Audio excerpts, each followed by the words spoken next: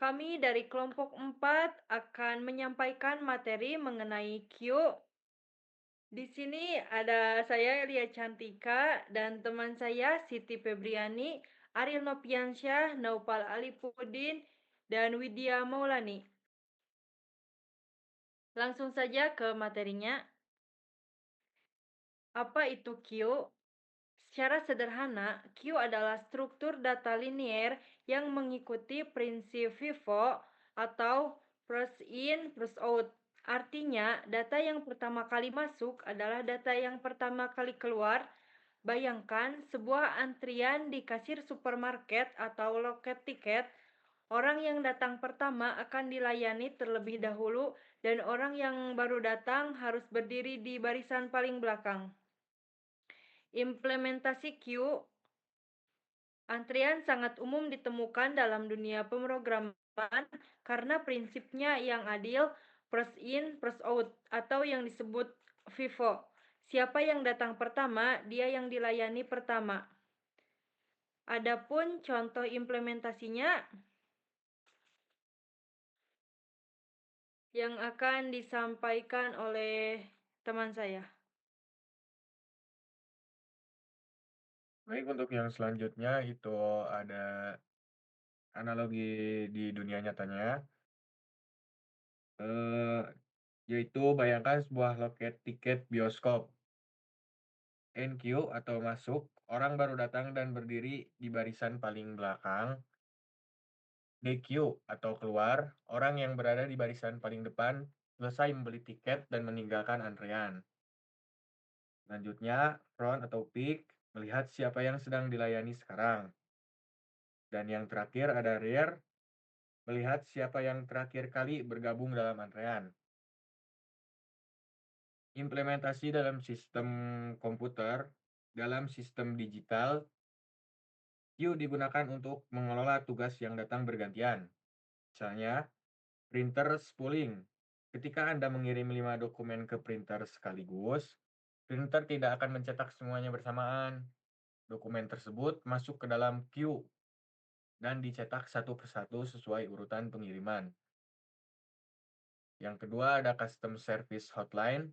Saat Anda menelpon CS dan mendengar, mohon tunggu, panggilan Anda sedang dalam antrean. Sistem sedang menempatkan panggilan Anda,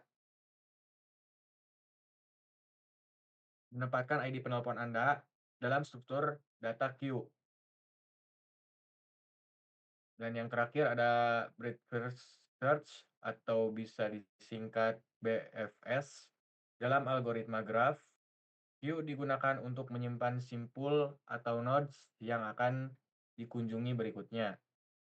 Untuk materi selanjutnya akan disampaikan oleh rekan saya. Baik, selanjutnya itu ada implementasi di dunia IT.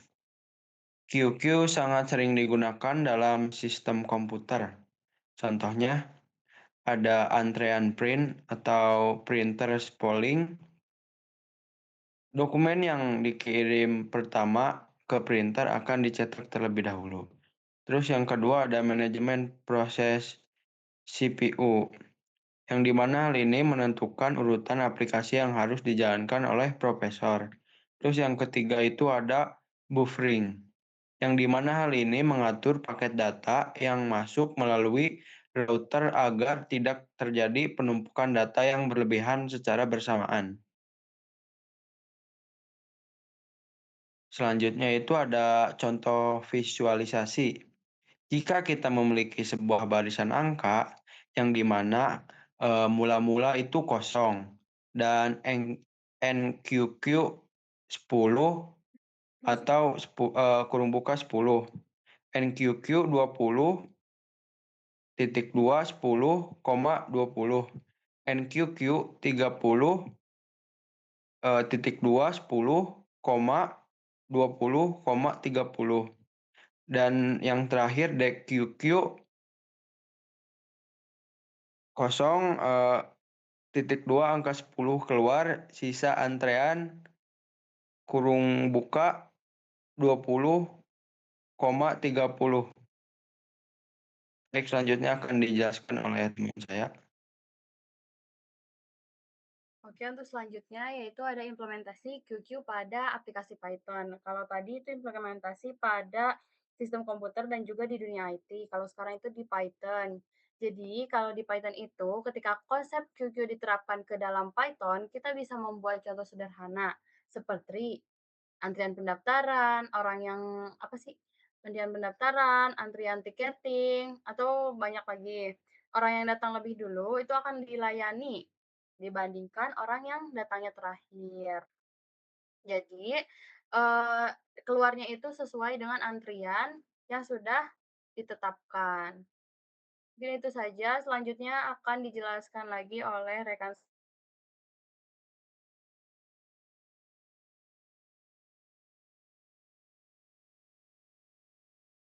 Selanjutnya, selanjutnya adalah pengaplikasian NQ pada aplikasi Python. Langkah pertama adalah program pengimpor DQ dari modul collection yang digunakan untuk membuat struktur data Q di Python. Q menggunakan prinsip FIFO atau first in first out, yaitu data yang masuk pertama akan keluar lebih dahulu. Next.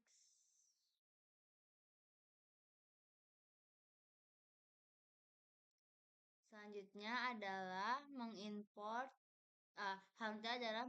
DQ dari modul collection. DQ ini digunakan untuk membuat struktur data Q. Setelah itu kita membuat variabel antrian sebagai tempat menyimpan data. Nah, di sini sebagai tempat penyimpan antrian. Di sini ada tulisannya antrian pendaftaran plus DQ. Selanjutnya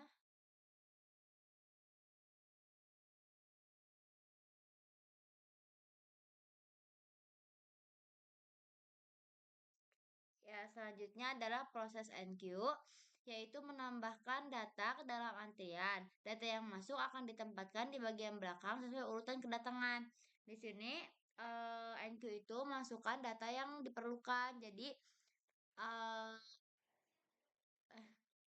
jadi nanti ini antriannya nanti ini data dimasukkan sesuai dengan antriannya.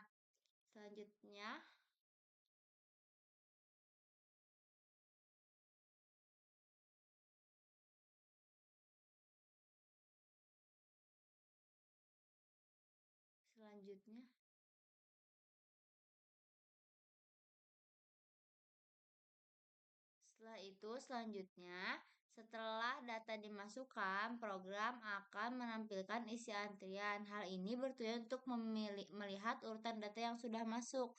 Ini yang ini dulu, menampilkan antrian. Menampilkan antrian itu data-data yang dimasukkan. Terus selanjutnya adalah proses dari DQ, yaitu mengambil data dari bagian depan antrian.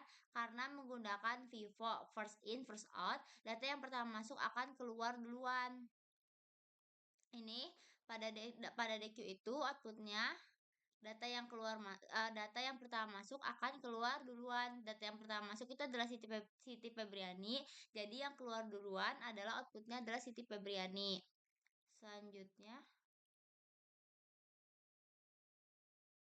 Selanjutnya adalah peak, digunakan untuk melihat data paling depan tanpa menghapusnya dari antrian. Jadi kita bisa tahu siapa yang akan dilayani berikutnya. Peak itu melihat siapa berikutnya tanpa menghapus data berikutnya. Setelah keluarnya output Siti Febriani, lalu selanjutnya keluarnya output Elia Cantika, yaitu adalah pelanggan yang akan dilayani berikutnya.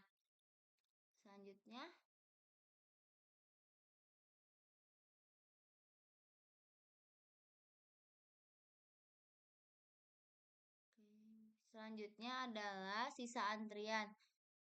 Next Febri. Dilakukan selanjutnya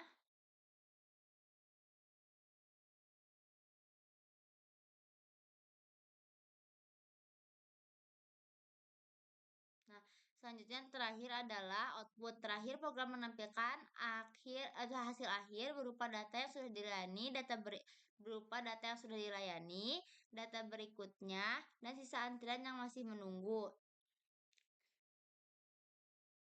Output program menunjukkan camaba yang dilayani.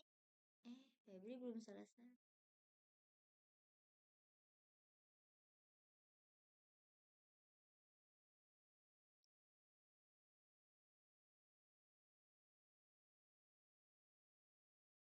Febri ke slide sebelumnya.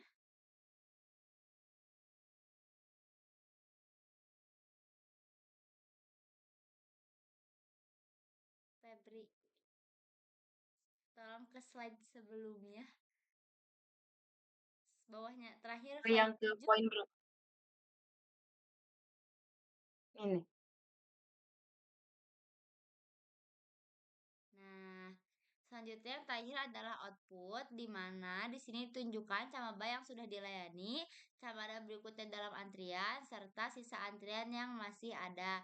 Di sini adalah camaba yang sudah dilayani adalah Siti Febriani, terus camaba selanjutnya adalah Elia Cantika, dan sisa antriannya adalah Elia Cantika, Widya Maulani, Nova Alifudin, dan Ariel Noviansyah.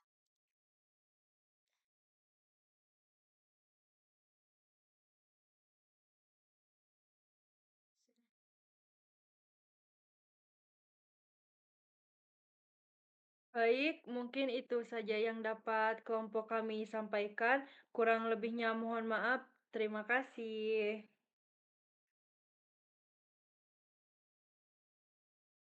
Waalaikumsalam.